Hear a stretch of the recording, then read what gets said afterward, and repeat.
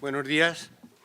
Gracias por su asistencia y por compartir un tiempo precisamente con las dificultades y problemas de movilidad y de otro tipo. Y espero que este rato juntos pueda servir para esclarecernos a todos sobre cuestiones bastante fundamentales del contexto institucional, de las formas representativas. Tienes razón, chico.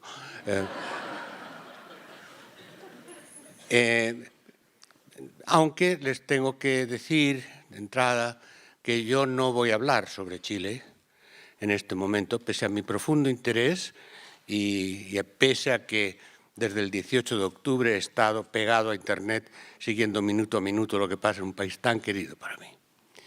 Pero yo no soy de esos intelectuales que andan por el mundo diciéndoles a los demás qué es lo que hay que hacer o analizando después de 3 días de estar en un país.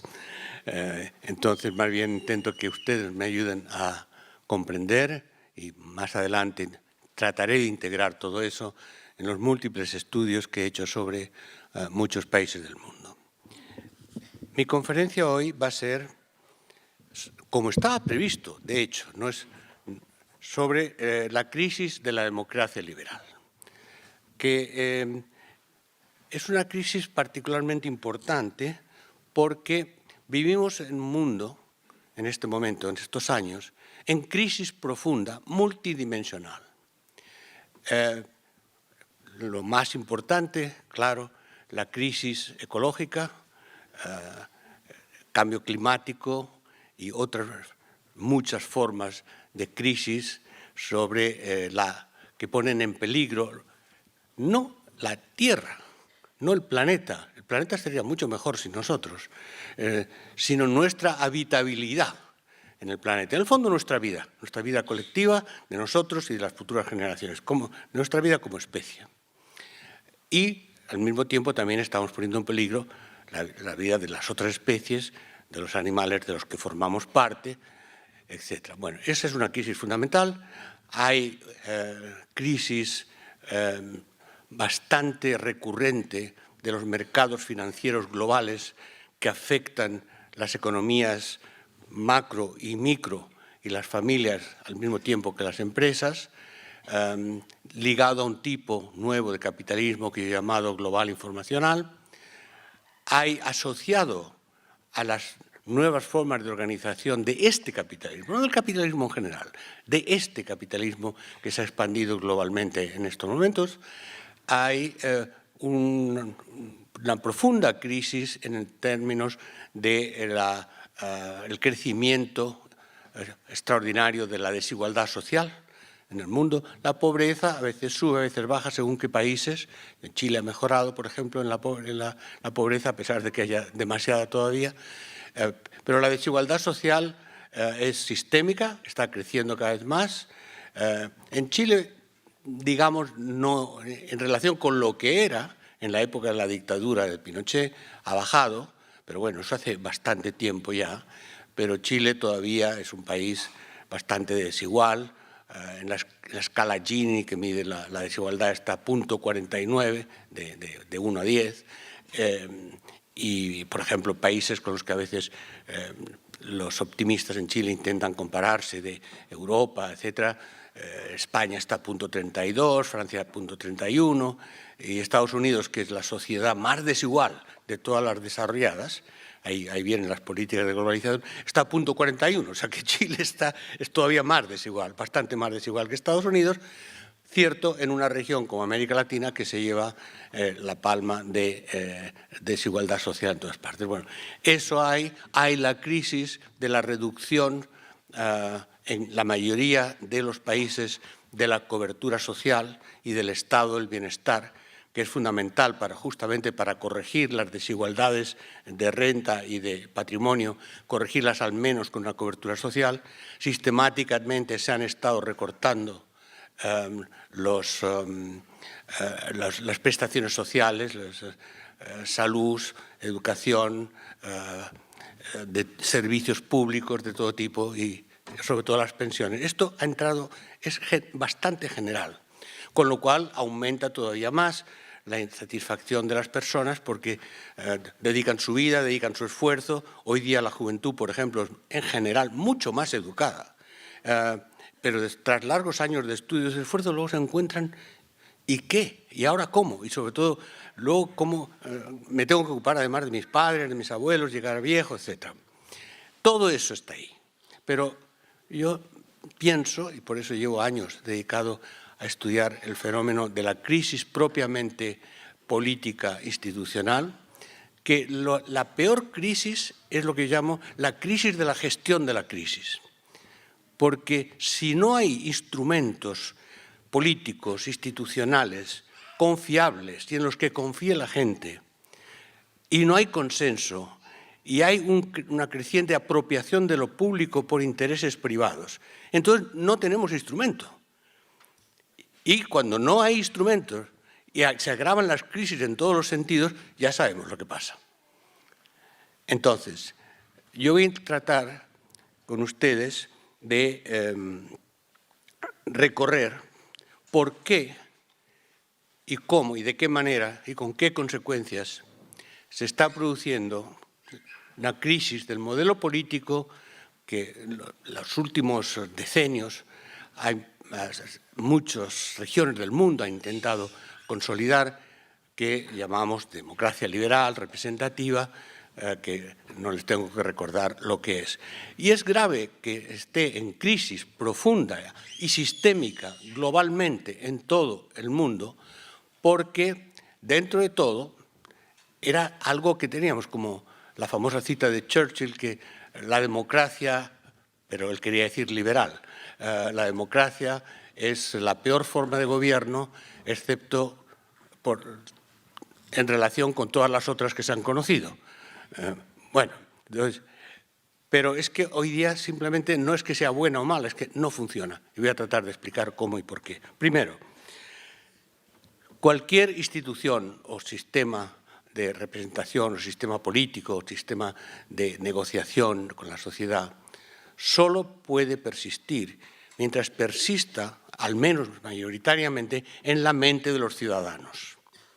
Si los ciudadanos piensan que no lo representan, que no es democrático, que todo esto es una pantomima, que es un teatro, no existe. Todo esto está vacío. Esto es la clave, porque teóricamente la democracia representa a los ciudadanos. No son instituciones construidas fuera de lo que piensen, quieran y digan los ciudadanos. Y sí, los ciudadanos pueden, si no les gusta el partido A o el gobierno A, pueden votar al partido B, pero si el partido A y el partido B se ponen de acuerdo para que toda la elección sea entre A y B, y si no le gusta, lo sentimos, es lo que hay, entonces esto se va deteriorando. Datos empíricos, y no voy a citar apenas datos, pero voy a tratar de recordarles que sí está basado durante años en análisis empíricos que ustedes pueden encontrar fácilmente, si les interesa, en mi libro Ruptura, publicado hace 2 años y republicado hace uno, no en el libro en sí, sino en la web que acompaña al libro, que es de acceso directo y gratuito, en Alianza Editorial, donde tienen todos los datos de todo el mundo, de todo lo que pasa. Por tanto, eso me libera para dedicarme a extraer la síntesis de lo que realmente está pasando. Digamos de entrada que hay lo que llamamos en ciencias sociales una crisis de legitimidad política, en el sentido que la mayoría de los ciudadanos en el mundo, entre 60 y 80% según países y zonas, incluida Europa, incluida Estados Unidos, etc. Para la mayoría de los ciudadanos, los partidos políticos no les representan, ni los gobiernos salidos de esos partidos, ni los parlamentos, ni las instituciones financieras, desde luego, ni los medios de comunicación no se consideran accesibles, y tampoco en este momento instituciones que tenían una cierta autoridad moral a pesar de todos los problemas, como la Iglesia Católica, que se está hundiendo. en toda América Latina y particularmente en Chile. Eso es uno de los elementos que he estudiado en mi último libro sobre la nueva América Latina. También el Poder Judicial. Es decir, hay una crisis de confianza en todos estos sistemas. Simplemente para citar un dato sobre América Latina, el 83% de los ciudadanos, según los datos de la encuesta del PNUD de Naciones Unidas de hace un año, no creen, no confían en ningún partido político. Todo esto no me lo estoy inventando, es realmente lo que está pasando y fácilmente constatable. Bueno, entonces se puede decir, sí, son encuestas de opinión, la gente un día piensa una cosa, otro día piensa otra. Bueno, primero, los porcentajes se han incrementado extraordinariamente entre los últimos 10, 5 años y cada año más. Por ejemplo, este dato que les cité del 83%, en 2008 era del 58% en América Latina. Bueno,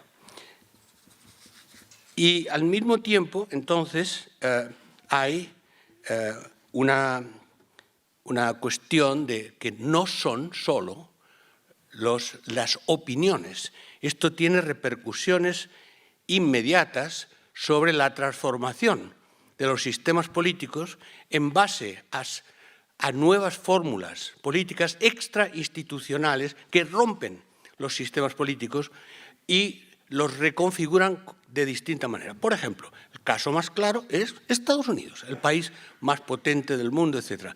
Trump, ¿cómo es posible que una persona culturalmente ignorante, racista, xenófobo, homófobo, nacionalista a ultranza y, desde luego, de un capitalismo salvaje sin ningún tipo de contención social, pueda ser presidente de Estados Unidos elegido democráticamente, a pesar de que el sistema electoral es totalmente anticuado, pero bueno, con ese sistema. Trump no ganó con un partido o con otro, ganó contra los republicanos y contra los demócratas. Y desde luego no es republicano, era demócrata, de hecho, estaba escrito como demócrata. Es un líder que llega al poder azuzando el nacionalismo y el principio de su campaña, el primer discurso fue: tenemos que liberar al país de los mexicanos que llegan a este país porque son todos violadores, criminales y asesinos. Así. Resultado, presidente de Estados Unidos. Y podemos continuar viéndolo desde Europa. Brexit, el referéndum de salida de la Unión Europea, lo ganó una coalición fuera de los partidos políticos, contra todos los partidos políticos, contra todas las élites económicas y contra todos los grandes medios de comunicación. Y el Brexit ha realmente significado el principio de una descomposición de la Unión Europea, que puede agravarse.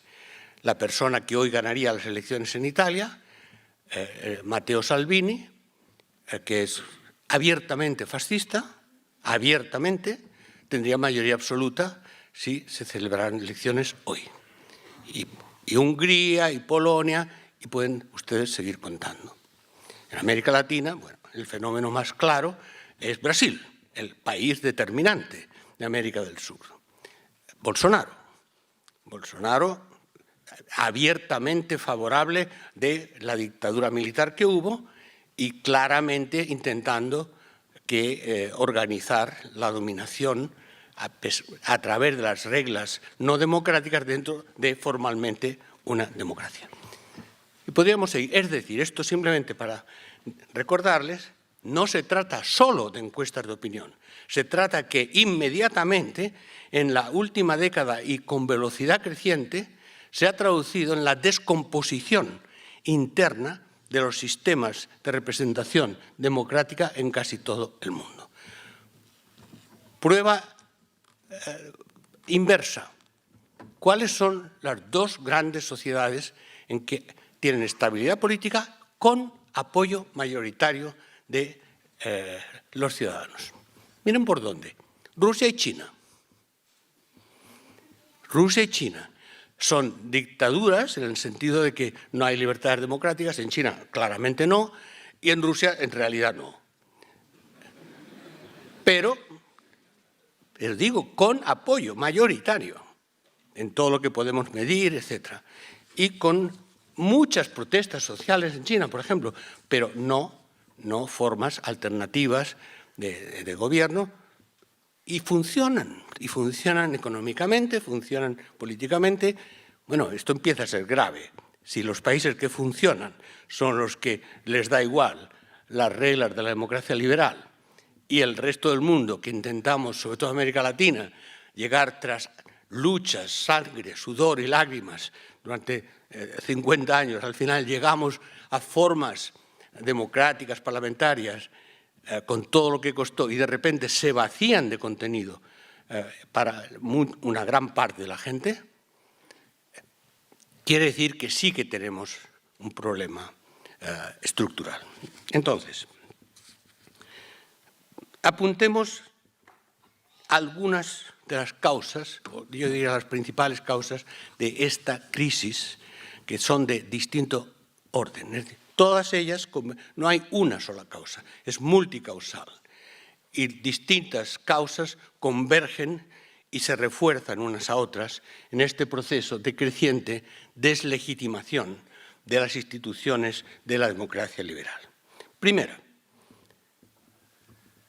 la globalización, en un cierto sentido. ¿Por qué? No por la globalización en sí. La globalización sí que refuerza la desigualdad social, aunque aumenta el crecimiento económico, pero yo no estoy hablando de esto. Me estoy centrando en aquellos factores que concurren para socavar la legitimidad de las instituciones tradicionales de la democracia liberal. ¿Qué pasa?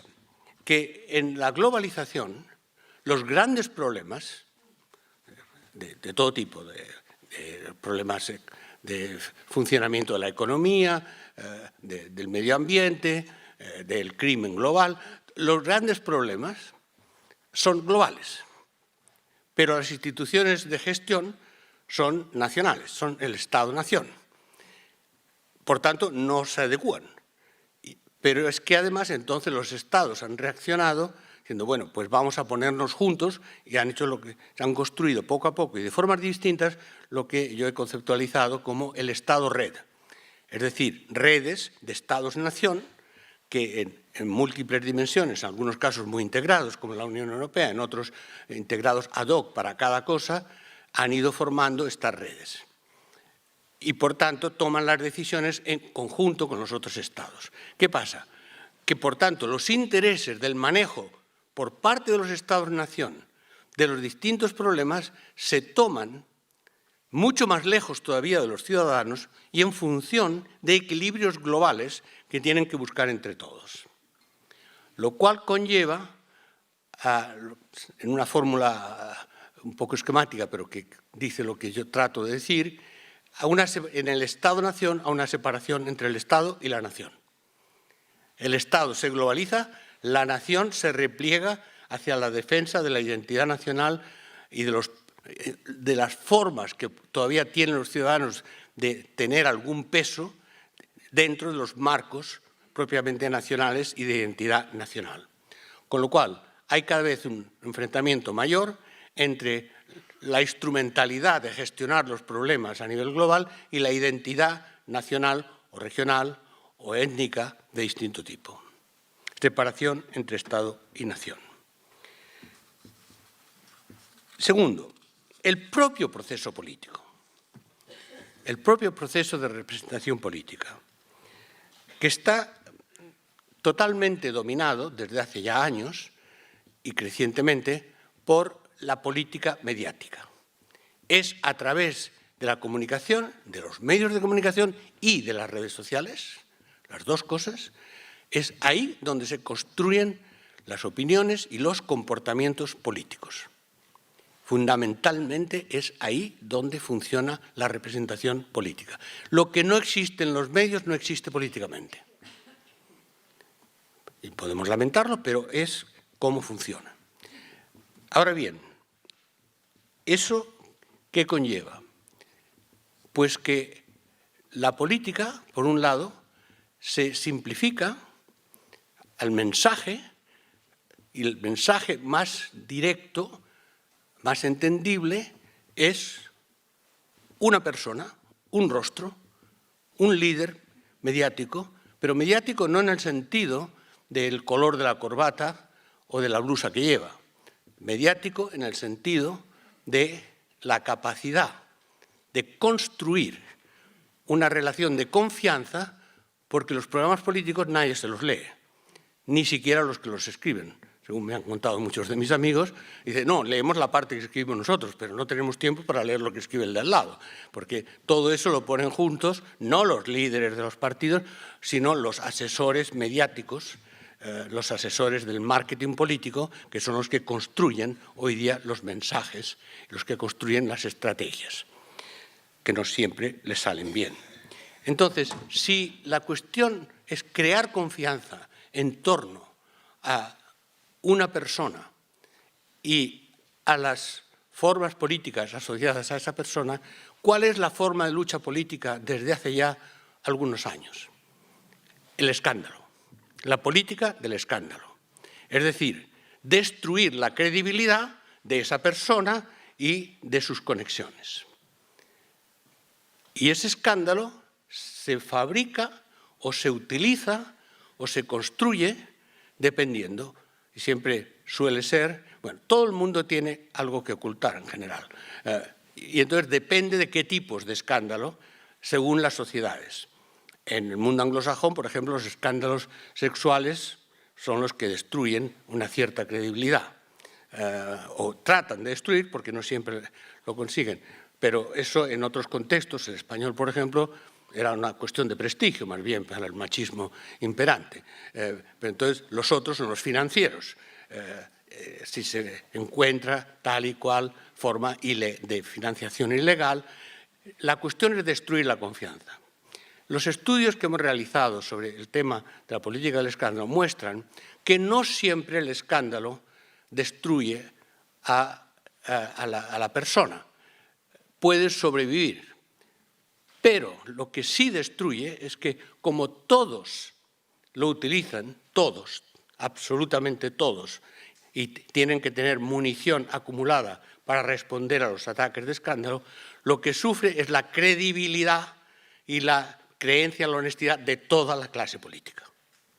Más aún, la política de este tipo, la política mediática, la política que yo llamo informacional, es decir, la política basada en grandes bancos de datos que segmentan la población en pequeños grupos, a través ahora sobre todo de lo que sucede en las redes y de la comunicación de los datos personales, aunque sean agregados, por parte de las empresas como Facebook o Twitter o Google, a quien les pague más o quien les pueda hacer un favor político en el futuro. Por tanto, la construcción de un mundo de datos en que todos somos datos, esos datos están o bien vendidos o bien cedidos a cambio de favores, y eso permite una capacidad de intervención mucho más segmentada para enviar las informaciones a tal tipo de, si no persona, a este distrito electoral, a este segmento de la población, de forma a ser mucho más eficaz. Esto es muy caro, muy caro.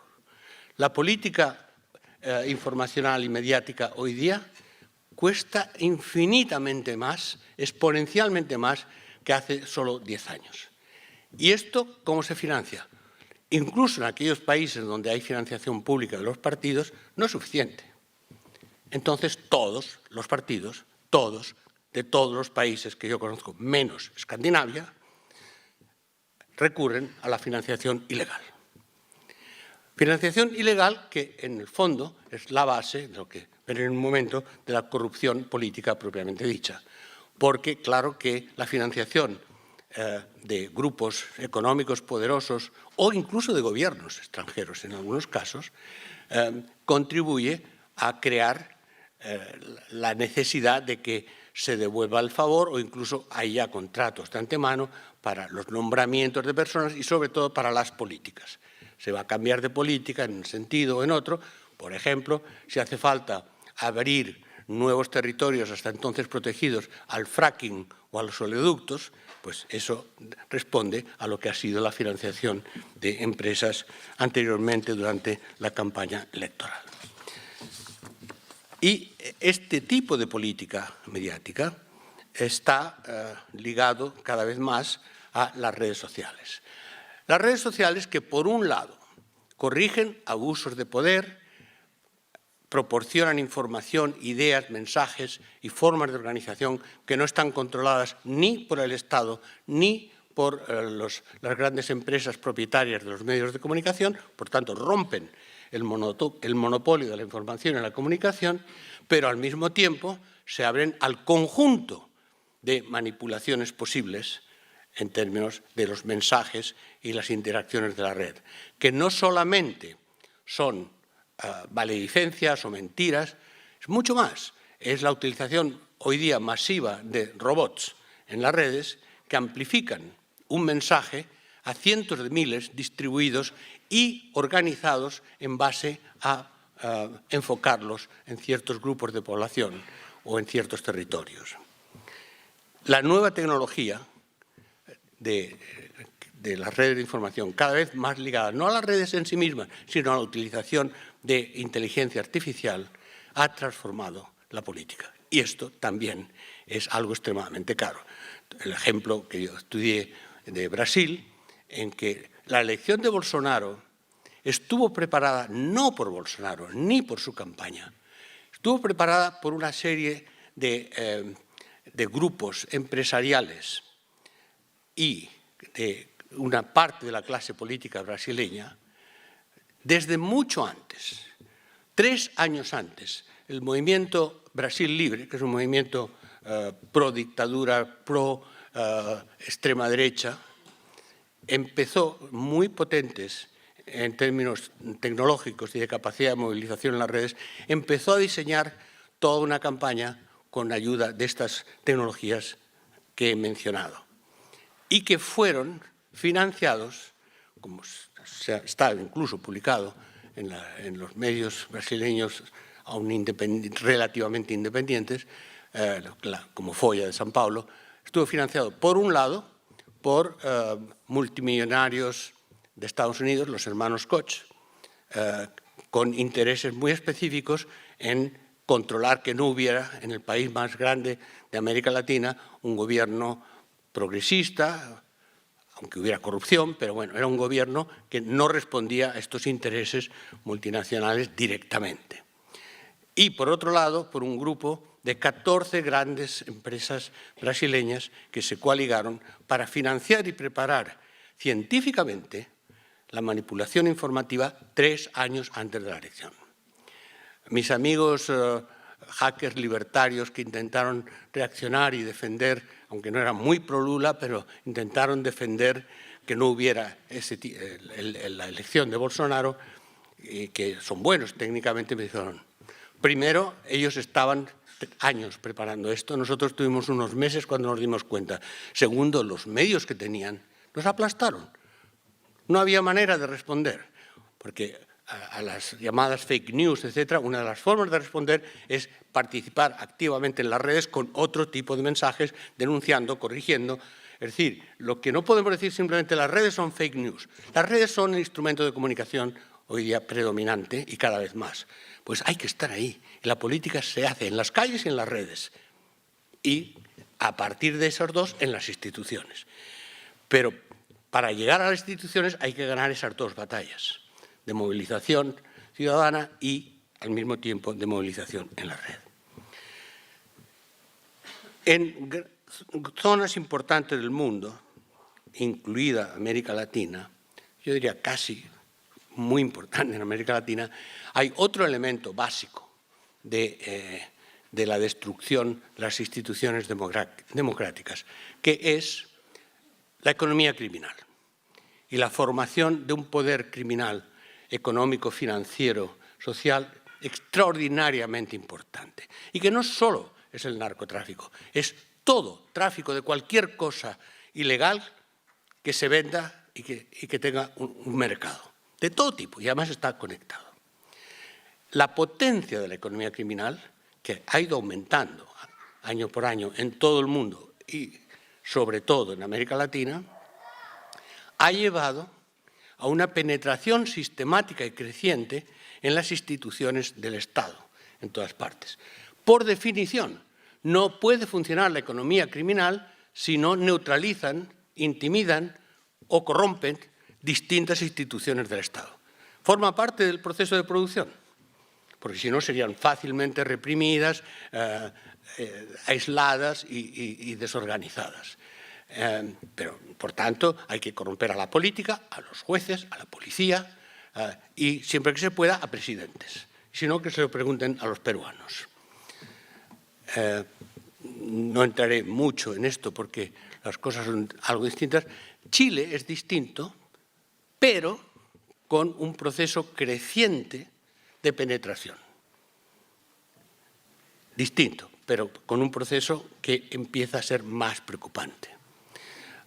Solo hay 2 países que estaban relativamente inmunes en América Latina, Costa Rica y Uruguay, y hay vientos que soplan en estos momentos en ambos países, yo diría ejemplarmente democráticos, lo único que nos queda, pero hay vientos que empiezan a soplar en esa dirección porque esto no se para en unos países, sino que se va difundiendo y los que no son productores o distribuidores son de paso para otros grandes mercados, etc.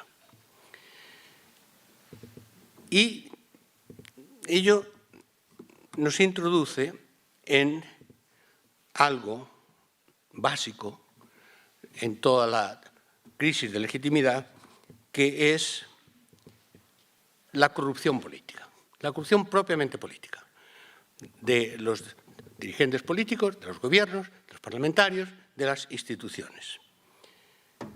La corrupción siempre existió, siempre en la historia, sube y baja. Hay incluso una enciclopedia Longman de la corrupción política que muestra los datos, por lo menos publicados por países y a través del tiempo. Pero entonces, ¿por qué ahora tiene más importancia? Porque siempre ha habido corrupción en el mundo y en América Latina.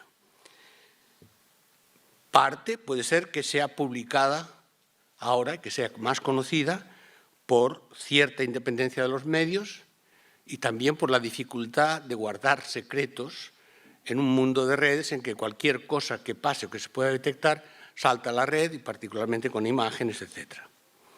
Pero se ha incrementado en todos los lugares donde ha habido información, se ha incrementado. ¿Por qué? ¿Y por qué esa hipótesis, por qué esa corrupción forma parte de lo que ha ocurrido siempre y ocurre cada vez más? Hay quien habla de la naturaleza humana.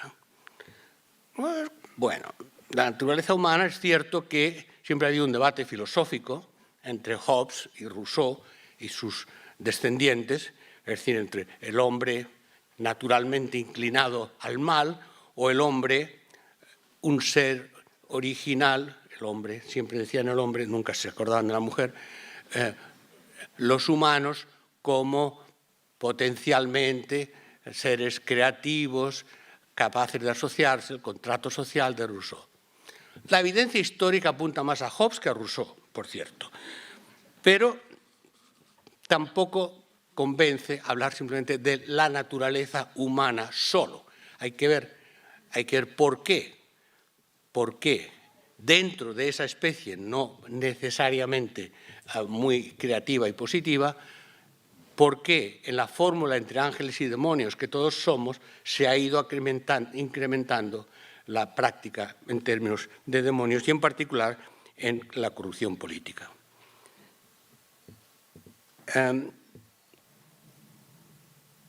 ¿Por qué en ese sentido? Bueno, por un lado, recuerden, por la financiación de la política de forma ilegal y la utilización del Estado y del sector público y de la obra pública y de los mercados públicos para ese tipo de financiación.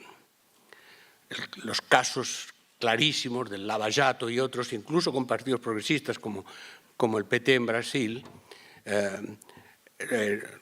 los gobernadores en México, todos o casi todos en la corrupción. En Brasil, la gran empresa petrolera Petrobras ha sido una forma de alimentar el financiamiento de los partidos durante muchos años, fuera quien fuera en el poder, el PT también, pero no solo, al contrario, menos que otros. Pero es igual, es el fenómeno. En favores directos a los presidentes, en el famoso caso de la Casa Blanca en México, que no era la política, sino la casa que le regaló una empresa china para hacer un tren de alta velocidad a la esposa del presidente Peña Nieto. Obviamente la corrupción del peronismo, tradicional pero acrecentada. Venezuela, no digamos, incluido el jefe de seguridad de Chávez, que huyó a España, y otros muchos líderes chavistas, incluido los jefes de la seguridad pública durante algún tiempo, que se fueron a Andorra, con sus capitales transferidos a Andorra, etc. El presidente Morales en Guatemala, Honduras totalmente corrupto, toda la política, Nicaragua totalmente corrupta, toda la política, obviamente también la oposición, y Perú ya lo saben. Entonces, sí, hay corruptores y corrompidos. Los corruptores son las empresas en general, de distinto tipo, pero la más grave es obviamente la de las empresas públicas, porque están directamente controlados por los políticos. Y siempre, cuando hay corrupción para el partido, para el gobierno, siempre las personas que trabajan como intermediarios toman su parte para ellos mismos. Y los políticos se aprovechan y se aprovechan sus familias, etc. En todas partes en América Latina, en todas partes en África, buena parte de Asia, y de formas distintas, con menor intensidad, pero también en Europa y en Estados Unidos. Hay una tesis de un politólogo francés, Guéhenno, de hace tiempo, que parece bastante interesante, que trata de explicar no solo en términos de interés económico, de interés material, sino de la constitución ideológica de la nueva política en el sentido del modelo neoliberal, individualista, consumista. Recuerden, el neoliberalismo no es en sí mismo una política económica. Eso es el liberalismo, no te hace falta poner neo. El neoliberalismo es la construcción de un sistema justificativo de modelar el conjunto de la sociedad y no solo del mercado en base a principios de individualismo competitivo no solidario. Eso es distinto. Eso es distinto. Entonces, lo que Guéhenno planteó hace tiempo es que en un mundo en que las ideologías tradicionales, solidarias, desde la socialdemocracia hasta la democracia cristiana, se han ido perdiendo, en que son discursos huecos de la práctica, mientras que en la sociedad se expande el modelo individualista, consumista, competitivo, etcétera, etcétera, entonces los políticos, su recompensa material no es ya el servir a unas ideas que ellos pudieran tener, sino la recompensa material, en dinero contante insonante, o en propiedades, o en privilegios, igual que todos los demás, solo que su forma de construirlo es a través de la política. El caso más extraordinario es hace 10 años en Francia, que el Parlamento francés, con múltiples casos de corrupción, decidió amnistiarse a sí mismo, votar una ley de amnistía para ellos. Y 3 años después, el ministro de Finanzas de Sarkozy, algún periodista listo del Canal Enchaîné le encontraron que no hacía declaración de impuestos y que tenía una cuenta en Suiza. Y él dijo, sí, es cierto, no hago declaración de impuestos, el ministro de Finanzas, porque soy alérgico a la burocracia. Tengo un certificado médico que dice que yo no puedo manejar estas cosas, me pongo muy enfermo enseguida. Bueno, ya es el nivel de cinismo. Pero ¿qué ocurre aquí? Que todo esto se produce porque hay en todo el mundo, insisto, en todo el mundo, menos en Escandinavia. Luego hablamos, si quieren, de Escandinavia, que también va mal ahora. En todo el mundo se constituye una clase política como clase.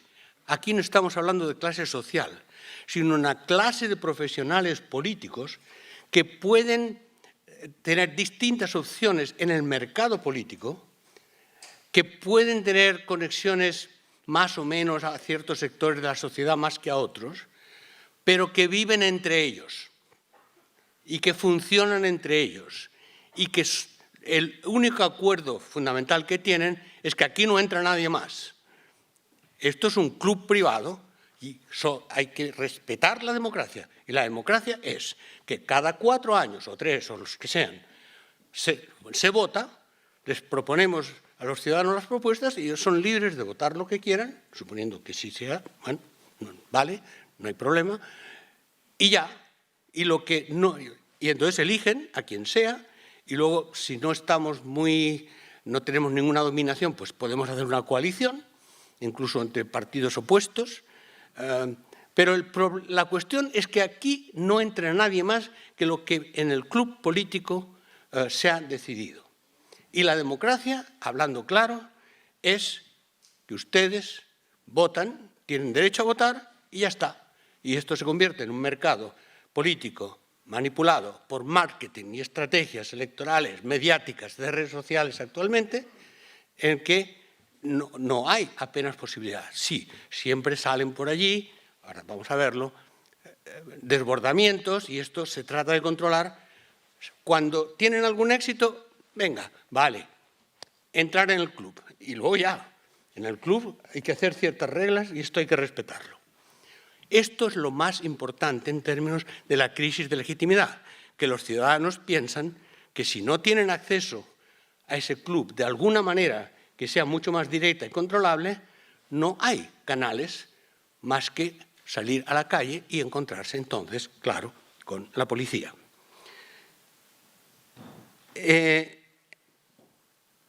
Veamos entonces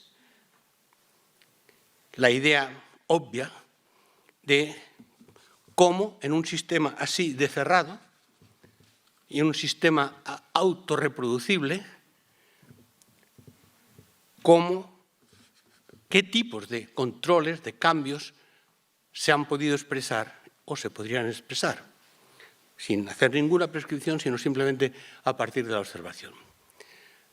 Insistiendo en algo importante primero, que sí hay algunas formas democráticas materialmente muy importantes que en la mayoría de los casos, no en muchos países ya, todavía persisten como elementos democráticos. Por ejemplo, lo que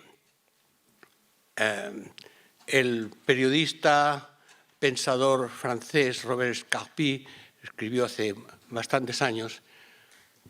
¿Sabe qué es democracia en último término? Democracia es cuando llaman a la puerta a las 5 de la madrugada, de la mañana, y usted piensa que es el repartidor de leche.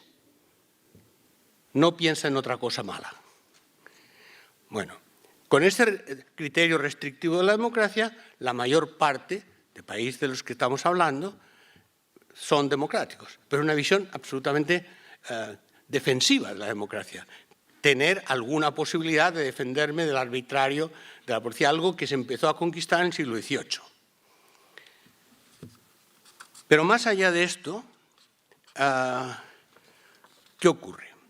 Pues primero ocurre que cuando no hay canales de expresión, cuando hay crisis que rompen la vida cotidiana y que no se puede seguir, lo que es simplemente un no creer en la política se convierte en indignación contra la política. Y es lo que particularmente empezó a pasar en la última década. en muchos países, en parte a partir de la crisis financiera global que tuvo repercusiones distintas en distintas zonas del mundo y que fundamentalmente consistió en aumentar dramáticamente la desocupación y al mismo tiempo bajar los salarios en términos reales y al mismo tiempo cortar los servicios sociales y reducir el estado del bienestar, todo a la vez, para salvar al sistema financiero. Eso fue tan evidente, tan flagrante, y además se puede pensar algunas veces razonablemente, bueno, sí tenían razón, porque incluso gente de buena intención, como Obama en Estados Unidos, dijeron, bueno, es que si hay una crisis financiera catastrófica, ahí perdemos todos. Por tanto, hay que empezar por restablecer el sistema financiero, a pesar de que es la especulación lo que ha llevado a la crisis, de que los bancos han abusado, todo eso. Pero bueno, no tenemos otra. Y ahí está la cuestión. Como no tenemos otra, y como la clase política no permite entradas, no hay salidas. Y ahí empezaron los desbordamientos, que en muchos casos llevaron a lo que les conté antes de la transformación de los sistemas políticos en una serie de países. Siempre en equilibrio inestable, porque no son transformaciones del sistema institucional, son ocupación de esas instituciones por fuerzas que no creen en esas instituciones. Tipo Trump, tipo Salvini, tipo Bolsonaro. Bolsonaro fue elegido democráticamente, pero fue elegido un señor que no quiere la democracia y que trata de manejarse como si no hubiera democracia. Eso es la contradicción. Recuerden siempre algo. Hitler fue elegido democráticamente. Entonces, elecciones, yo creo, son una condición necesaria, pero en absoluto suficiente. Y contando con que sean limpias. En España, por ejemplo, porque fue un caso bastante paradigmático, no la crisis financiera, sino la gestión política sesgada de la crisis financiera llevó al movimiento 15M, al movimiento de los indignadas, porque siempre hablan en femenino, que cambió el panorama político español. Parte de movimientos sociales de ese tipo, que empezando por Islandia, después por Túnez, después por la primavera árabe, que se convirtió en invierno por las fuerzas geopolíticas, después España, Estados Unidos, hubo una serie de movimientos sociales alternativos en todo el mundo, masivos. Miren, eso lo estudié, está en mi libro, de Redes de Indignación y Esperanza, basado todo ya en ocupación del espacio e Internet a la vez. Y no fue un pequeño fenómeno, ocurrió con distintas intensidades en más de 100 países, con ocupación de más de 2.000 ciudades. En particular, solo en Estados Unidos, 1.000 ocupaciones que duraron meses. Pero todo eso se va cubriendo, tapando, etc. Claro, de ahí directamente apenas hubo repercusiones inmediatas, pero sí hubo algo muy importante, transformaciones en la mente de los ciudadanos.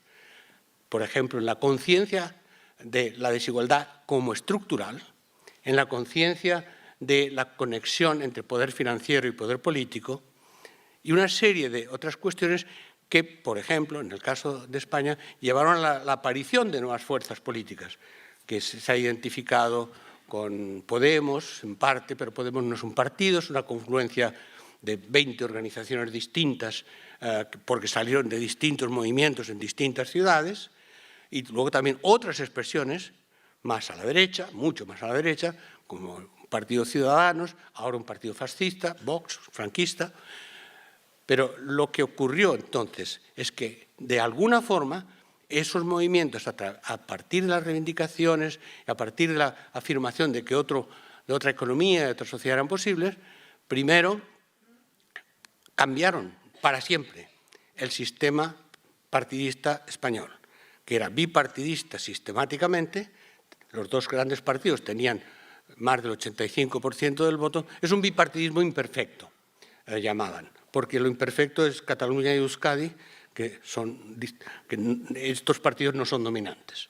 Entonces, ese bipartidismo saltó para siempre, con consecuencias considerables. Por tanto, en todos los sistemas se vieron forzados a abrirse en representación política, tratando de no ceder el poder social y manteniendo la clase política tradicional lo más posible.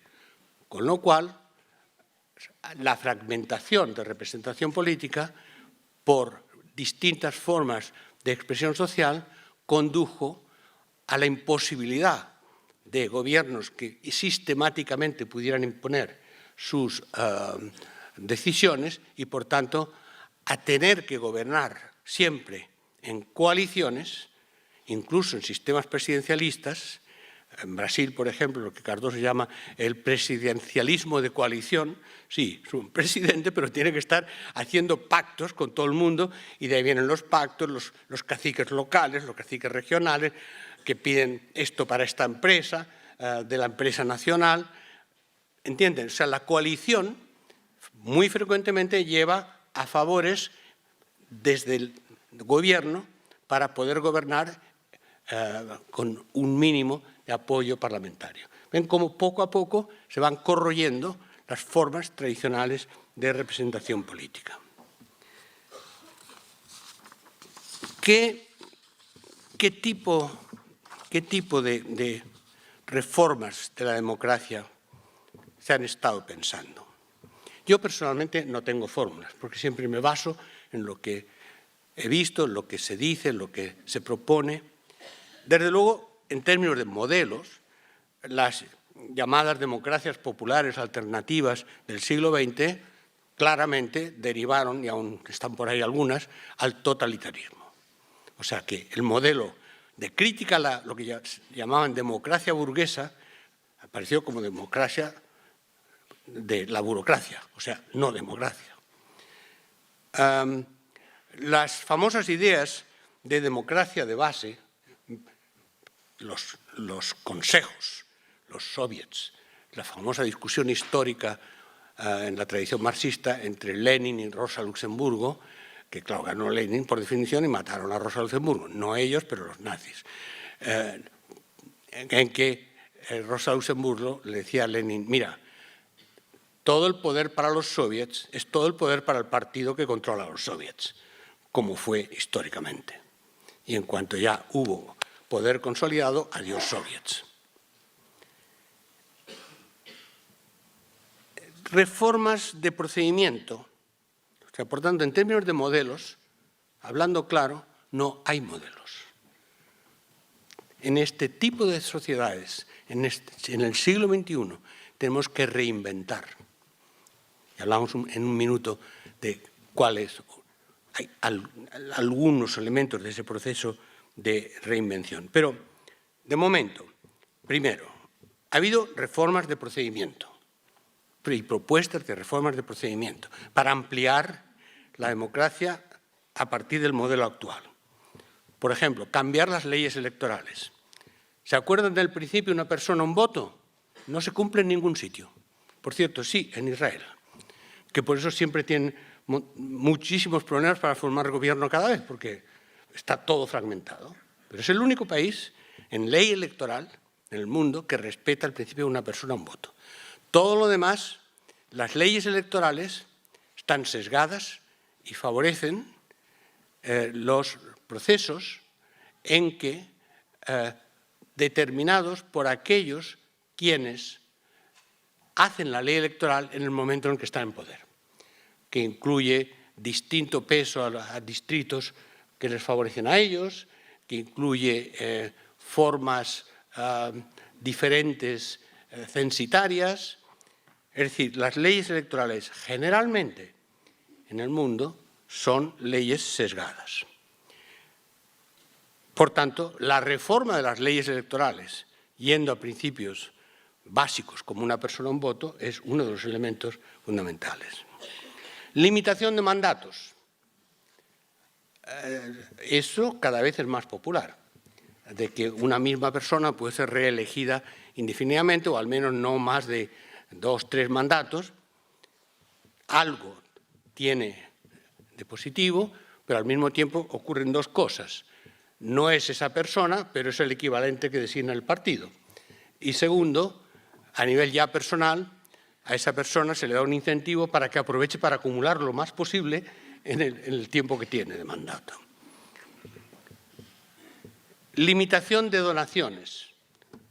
De donaciones que en el fondo son formas de corrupción política, porque las donaciones nunca son desinteresadas.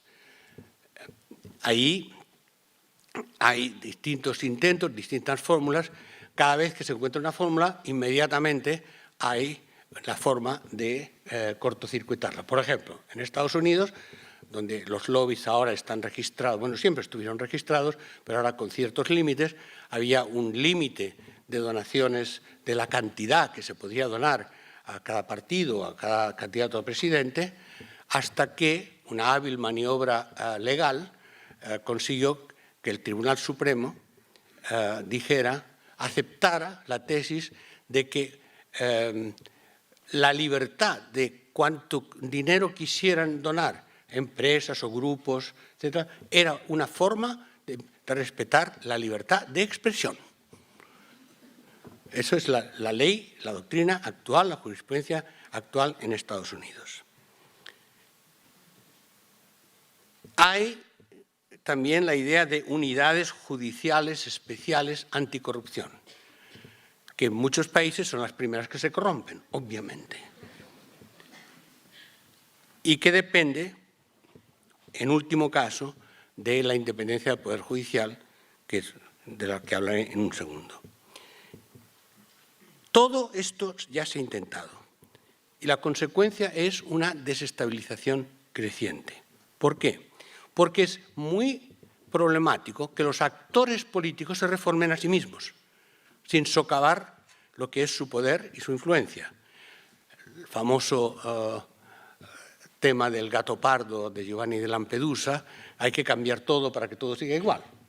Eso parece una fórmula de gran éxito en el mundo de la reforma política.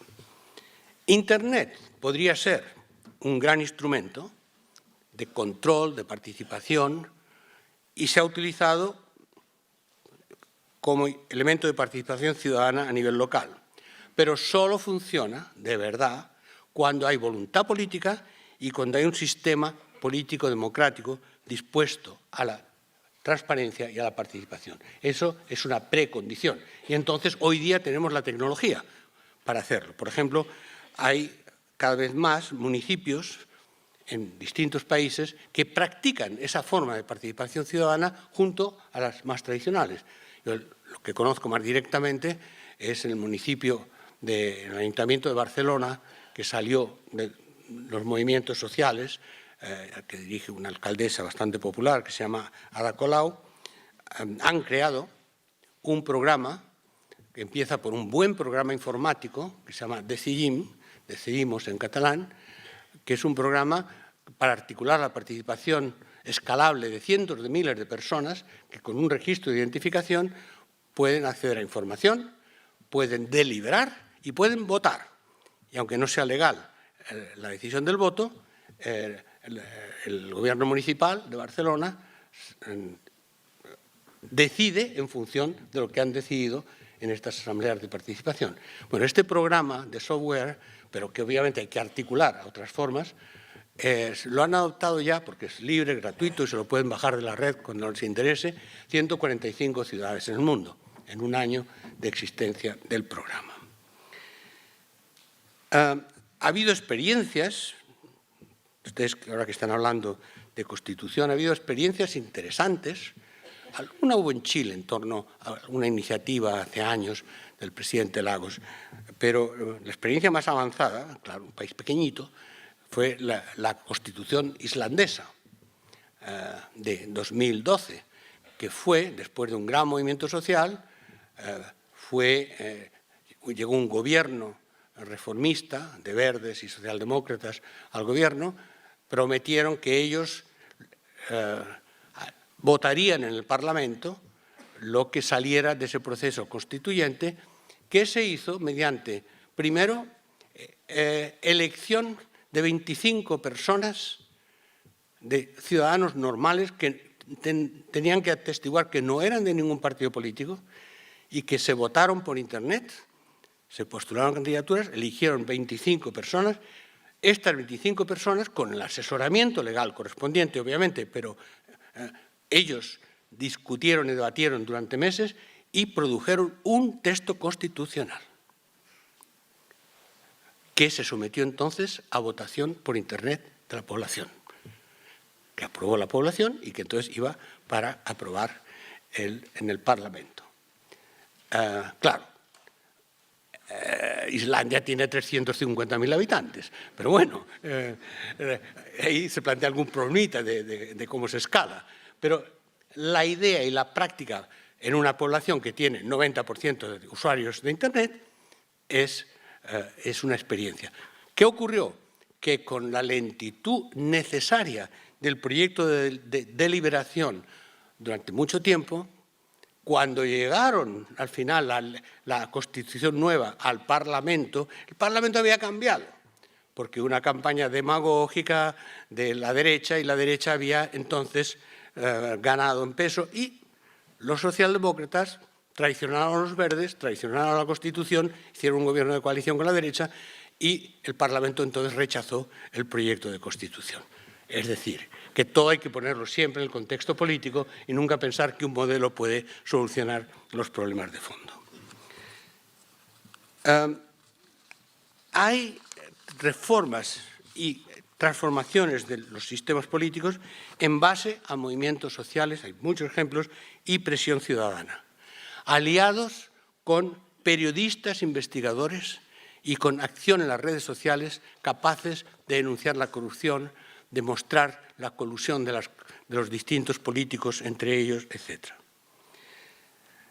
Pero, yendo más allá y pensando en la idea de los modelos de gestión política, estamos hablando de la crisis de un modelo de delegación de poder y participación en la gestión, que se fue imponiendo a lo largo del mundo a partir de experiencias originales en Europa, en Estados Unidos.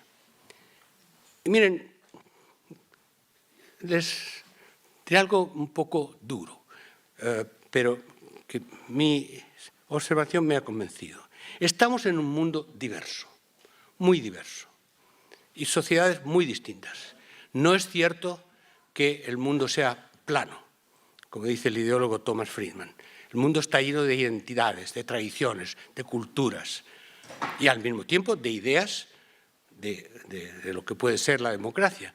Pero todas esas ideas, todos esos modelos tienen que aterrizar y articularse con la realidad de cada país. La democracia quiere decir que hay un demos y una cracia y que la cracia tiene que surgir del demos, no necesariamente exterior. Por ejemplo, la exportación masiva de la democracia liberal, tal y como se define en los textos clásicos, a África, después de la descolonización, tal vez, pero no solo, con la excepción de Sudáfrica, es una broma siniestra. Son sistemáticamente sesgadas, corruptas, no existen, sigue funcionando por etnias, por sistemas de poder, de quién tiene el ejército, de con qué potencia están aliados, etc. Hay que adaptarlo a eso, no esperar que sea un mundo escandinavo al que podamos aplicar esas reglas. Porque al fin y al cabo, Escandinavia son menos de 20 millones todos juntos. Y aquí la cuestión... O sea, yo diría directamente que el universalismo occidental, utilizado así, de lo que es la democracia, porque lo hemos definido en el siglo XVIII y XIX, sobre todo en el XVIII, es una forma de imperialismo cultural. Es imponer ideas sin saber a quién, cómo y de qué manera se imponen. Y mucho peor aún, la crítica comunista, que fue la exportación de un modelo de dictadura del proletariado al conjunto, o el intento, al conjunto del planeta. La idea de la separación de poderes, en lo que lo fuerte y lo importante es la independencia del poder judicial, ha sido tergiversada sistemáticamente por la práctica de cómo se eligen los jueces. Los jueces en casi todos, no todos los países, pero casi todos, dependen o bien de la Corte Suprema, o bien, con el caso español, y hay otros países muy semejantes, de un llamado Consejo General del Poder Judicial, que nombra la Corte Suprema, que supervisa todos los jueces, y lo mismo en muchos otros países. ¿Quién nombra el Consejo General del Poder Judicial? Los políticos. No los políticos, los partidos dominantes mediante componendas. Tú pones a ese, yo pongo a este, y depende de cuántos votos tenemos en el Parlamento. En Estados Unidos y en muchos otros países, el presidente.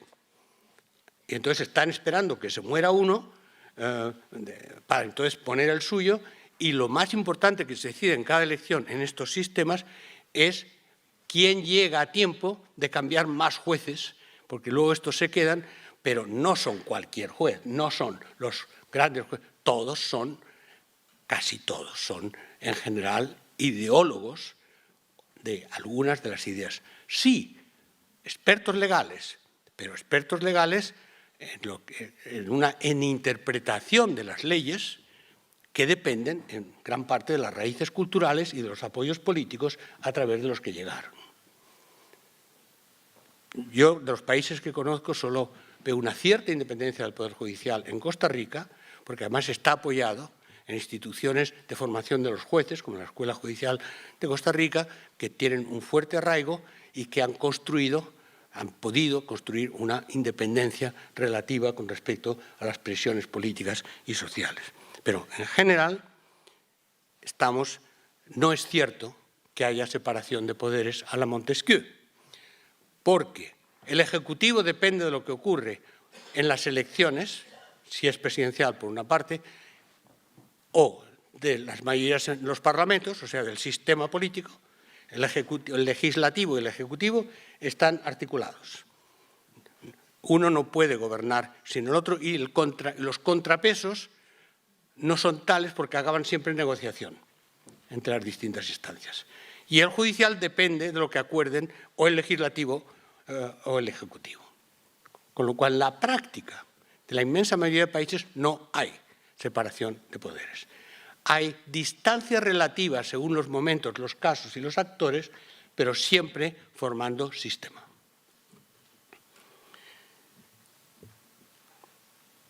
Claro, mis análisis, como no son normativos, son primero basados en observación y segundo, trato de presentar lo que se da y por qué se da y de qué manera, suelen poner nerviosos a muchas personas de buena voluntad porque dicen, ¿y ahora qué? Bueno, es que mire, ese es su problema. Yo como ciudadano también me importa, pero no esperen más salvadores de la patria intelectuales, porque es lo peor que puede haber, porque muchos de nosotros aprendemos, y lo digo en primera persona al plural, de libros. Y cuando hay realidades históricas que están cambiando con la velocidad de lo que están cambiando nuestras sociedades, todos los libros, los míos también, al cabo de unos meses, quedan obsoletos. Hay que inventar, hay que atreverse, hay que experimentar.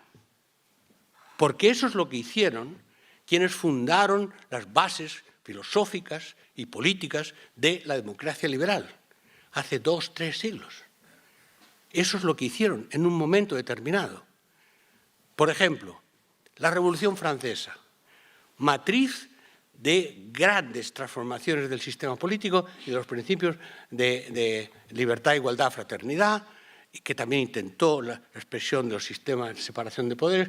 Bueno, recuerden que de ahí salieron inmediatamente Robespierre, guillotina arriba y abajo, hasta que le cayó a él encima. Napoleón, no necesariamente un demócrata, pero en relación con los monarcas absolutos de Europa, pues sí que parecía.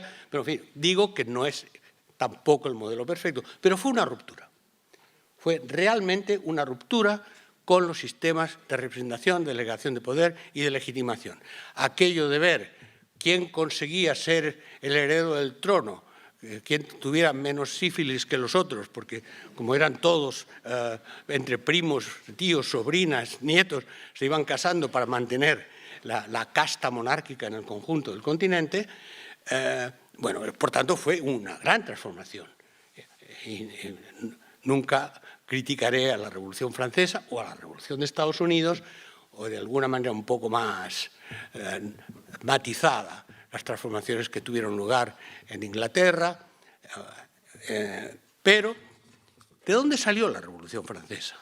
No fueron 4 desarrapados que quemaron la Bastilla. Miren, por cierto, qué tradición. No fueron esos. Ellos encarnaron la rabia popular. La rabia popular.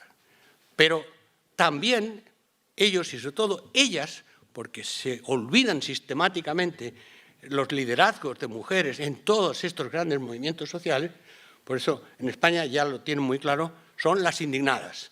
Y toda la política nueva y progresista se habla en femenino. Y en el frontispicio de todo es el liderazgo de mujeres y la liberación de las mujeres como el primer grupo humano oprimido desde el principio de la historia. Bueno, pues, pero todas las ideas relativamente, o yo diría muy progresistas para su tiempo, salieron de meses y meses de debates de todo tipo, en toda Francia, en lo que se llamó el tiers-état, el tercer Estado. ¿Qué era el tercer Estado? Pues un poco como lo que ahora llamamos sociedad civil, es decir, que notables de algunos sitios o periodistas ilustrados en los pocos periódicos que había, o la posibilidad de ir a clubs. De ahí empezó, y en muchos sectores también se amplió a algunas capas populares. Y eso fue una componente. Pero otra componente muy importante fueron las ideas de la enciclopedia, las ideas de la ilustración, que aunque hoy día nos parezcan trasnochadas en muchos aspectos, porque eran fundamentalmente individualistas, eran los derechos individuales de las personas, pero era un extraordinario progreso, porque las personas solo tenían derechos los de las supercastas de las élites. Entonces, las personas fueron muy influenciadas, grupos suficientemente importantes, por las ideas de la ilustración, por las ideas de la enciclopedia, por las ideas de los intelectuales de la época, que no se creían tan demiurgos como los nuestros ahora nos creemos, o se creen, depende, y que contribuyeron con esas ideas. Y, por tanto, todo el proceso de transformación de un modelo político que luego ya se consolidó y se expandió como democracia liberal, democracia llamaban, representativa. Yo, en términos clásicos de pensamiento político, es democracia liberal, sin mala connotación. Simplemente la representativa implica que este modelo de elecciones de vez en cuando es lo representativo. Por tanto, hay una connotación en esta terminología. Pues bien, este modelo de democracia liberal fue producto en la práctica histórica, en el caso de la matriz europea y de ahí latinoamericana en muy buena parte. Bolívar se inspiró directamente de esto. Bueno, luego él hizo otras cosas, pero se inspiró. En ese sentido, de la interacción entre ideas, entre debate en la sociedad y luego sí movimientos sociales, movimientos de revuelta que desbordaron las instituciones con las expresiones que todos conocemos. De ahí, y de forma muy interesada, me parece que es esencial hoy día la positividad que intento en mis análisis no es dar recetas, ni mucho menos. Eso sería contradictorio a todo lo que estoy diciendo. Y además no tengo la menor idea. Pero lo que sí sé es que todo eso implica no solo regenerar, sino reconstruir, refundar las instituciones políticas adaptadas al tiempo histórico que vivimos. Y ahí hay algo muy importante, que es la importancia de las ideas, por un lado, y el valor de una deliberación lenta, amplia y pública de toda la sociedad, en una especie de pacto social por la regeneración de las instituciones políticas. Y en una carrera contra el tiempo en que ese proceso, aunque tiene que ser lento y cocinado a fuego lento, pero en una carrera del tiempo de que ese fuego lento no se haga tan intenso que nos queme a todos. Vamos a ver si se va emergiendo nuevas prácticas, nuevas propuestas a tiempo para que las explosiones sociales que surgen de toda esa insatisfacción y de la ausencia de canales institucionales y políticos para expresarlas, esa interacción pueda producirse. Por eso sí que tengo un modelo. Mi modelo es el idealismo democrático, es decir, ideas para reconstruir la democracia, lo que llamo el idealismo democrático. ¿Y saben qué? Eso fue un elemento fundamental por mi interés en el Festival de las Ideas que ustedes han estado organizando. El idealismo democrático. ¿Es esto y este proceso o el caos? Dando paso entonces, a partir del caos, al autoritarismo mucho más duro porque será digital, con vigilancia total y absoluta. Pero lo que está claro es que la democracia liberal, en mi observación y en mi análisis, ha agotado la clásica, su recorrido histórico. Y por eso concluyo con un pequeño poema muy corto de Octavio Paz, que yo aplico a la democracia liberal porque expresa lo que yo realmente quiero decir y siempre más bonito, porque lo dice un poeta. Dice Octavio Paz: no lo que pudo ser, es lo que fue. Y lo que fue está muerto. Muchas gracias.